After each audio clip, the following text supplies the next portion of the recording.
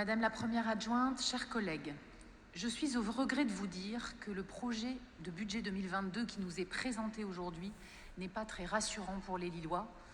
Je dirais même, il est très inquiétant. Il fait fi des nécessaires changements auxquels nous sommes confrontés depuis 2 ans par la crise sanitaire. Rien n'est dit sur la nécessaire prise en compte de cette crise sans précédent pour mieux construire notre avenir en commun, l'avenir de notre ville, avec non seulement détermination, mais aussi avec ambition. En fait, et c'est ce que nous disent la plupart des Lillois, la ville de Lille joue petit bras, pour faire référence à une citation sportive. Où y trouve-t-on les nouvelles actions économiques en faveur en particulier des jeunes et de l'emploi? Où y trouve-t-on l'accent qui devrait être mis en matière éducative au regard de ce que nos écoles ont souffert ces 2 dernières années? Où trouve-t-on un plan ambitieux pour la santé des Lillois, la prévention, la recherche médicale? En pleine crise sanitaire, nos chercheurs, nos universitaires auraient apprécié faire partie de vos priorités. Où trouve-t-on un nouvel élan pour lutter contre l'insécurité qui grandit dans tous les quartiers de Lille, le jour comme la nuit? Où trouve-t-on la force d'une ville centre de métropole qui en redevienne le cœur battant, propre, attractif, accessible?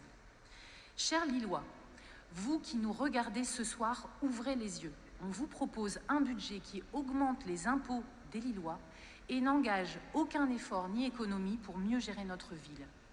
Je constate avec regret que vous êtes tous là depuis si longtemps que le budget est devenu finalement un exercice routinier, un exercice obligé, une sorte d'autosatisfaction permanente, le budget d'un simple bon élève. Mais ce n'est pas d'une ville bonne élève dont les Lillois ont besoin. Nous, au groupe Faire Respirer Lille, nous voulons que notre ville revienne en tête de classe, innove, accélère, embarque tous les Lillois, loin de sa torpeur et de ses retards. Permettez-moi de soulever quelques points. Concernant les recettes, je tiens à m'interroger sur la sincérité de certaines hypothèses. Dans 2 domaines, les recettes sont manifestement largement surestimées. Vous prévoyez une augmentation de recettes de 2 millions d'euros de recettes du casino. Mais nous savons tous, et la presse locale s'en est fait écho récemment, que les recettes et la fréquentation du casino sont en berne. Ces dernières années, ces promesses n'ont jamais été tenues.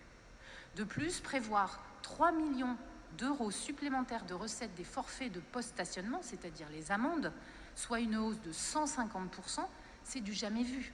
Vous tablez finalement sur une répression à tout va, plutôt que sur l'augmentation des paiements spontanés des Lillois. La ficelle est un peu grosse.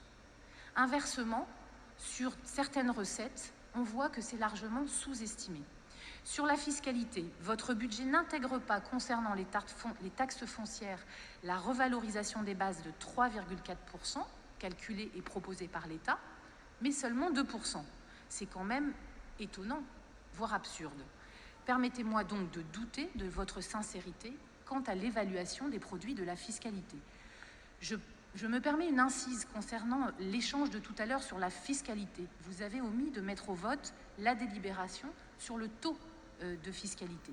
Je me permets donc de vous préciser que notre groupe, pour la délibération 22-28, votera contre l'augmentation des taxes foncières des Lillois. Par ailleurs, concernant les recettes, pas un mot sur les engagements que vous ne tenez toujours pas sur les recettes pour la propreté de notre ville.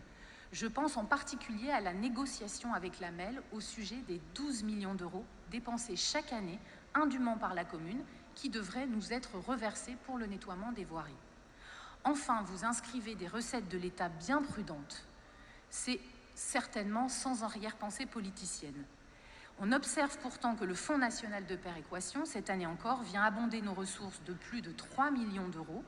Toutes les composantes de la dotation globale de fonctionnement de l'État devraient encore augmenter cette année, et notamment la dotation de solidarité urbaine. Alors pourquoi n'inscrire que 1 million d'euros de la dotation politique de la ville en 2022?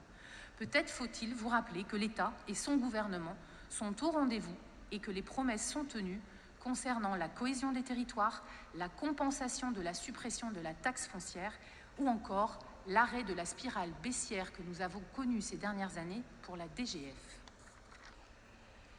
Quelques mots enfin sur les charges dans ce budget 2022.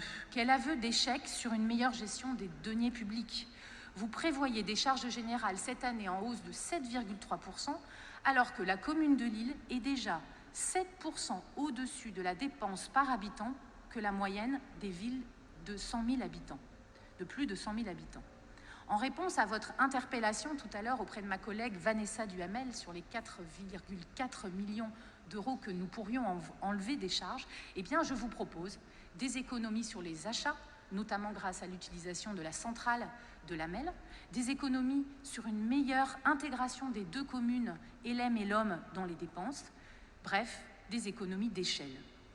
Parmi ces dépenses, vous avez évoqué, Madame Bresson, les charges de personnel.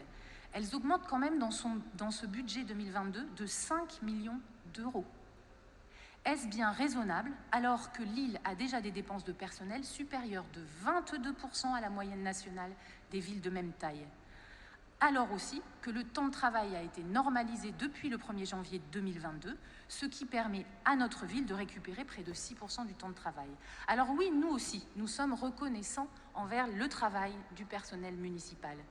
Mais vous ne faites aucune mention de projets de transformation des organisations et des équipes, d'allongement des heures d'ouverture de nos mairies de quartier et de nos services publics, d'une amélioration de cette qualité de service, de la mise en place de nouveaux services qui pourtant serviraient notre ville et ses habitants. Pour ce qui concerne des investissements, vous prévoyez, et c'est bien, une augmentation de 10%. Mais même à supposer, comme le disaient les Verts tout à l'heure, que vous réalisiez tout ce qui est prévu cette année en 2022, ce ne sera finalement qu'un rattrapage partiel. En 2020, nous étions 17% de moins que les autres villes de la même taille en investissement, et en 2021, nous avons pris beaucoup de retard. Finalement, au lieu de saisir toutes les opportunités du plan de relance, où l'État met sur la table 100 milliards d'euros pour soutenir la relance, la transition énergétique, écologique et numérique, là encore, la ville de Lille joue petit bras avec des investissements trop prudents. Nous aurions plutôt aimé découvrir dans ce budget que vous alliez mettre en place une sorte de task force à l'affût de tous les appels à projets nationaux qui sortent actuellement, des appels à projets européens qui permettraient à Lille de bénéficier des effets de levier, mais aussi à toutes les entreprises, les associations, les acteurs qui pourraient eux aussi en bénéficier et qui attendent depuis 2 ans. Car oui, la reprise est bien là. J'ai bien l'impression que notre chère ville de Lille est aujourd'hui dans sa bulle, hors du temps, dans l'autosatisfaction, et regarde passer les trains. Alors, faisons un effort, cessons le fatalisme teinté d'amertume, pensons qu'il faut embrasser l'avenir et travailler avec tous ceux qui veulent avancer, sans exclusive, avec pour seul souci le développement de la ville et le soin aux plus fragiles. Ce n'est pas ce que propose votre budget primitif. Aussi, en toute cohérence, le groupe Faire respirer Lille s'y opposera. Je vous remercie.